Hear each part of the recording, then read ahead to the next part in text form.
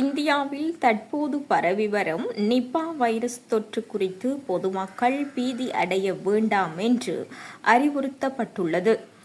Nipah virus குறித்து இலங்கை உடனடி அச்சுறுத்தலை எதிர்கொள்ளவில்லை என்று பிரதி சுகாதார அமைச்சர் கன்சக விஜயமுனி வலியுறுத்தினார்.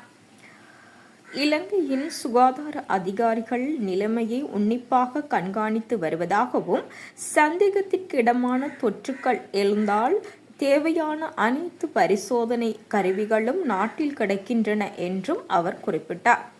வௌவால்கள் மற்றும் பன்றிகள் போன்ற விலங்குகளிடம் இருந்து பரவக்கூடிய நிபா வைரஸ் பல ஆசிய நாடுகளில் பதிவாகியுள்ளது.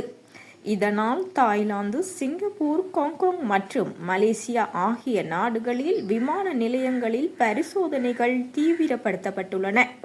இந்த வைரஸால் ஏற்படும் இறப்பு விகிதம் 40% முதல் 75% வரை உள்ளது என்றும் அவர் தெரிவித்துள்ளார்.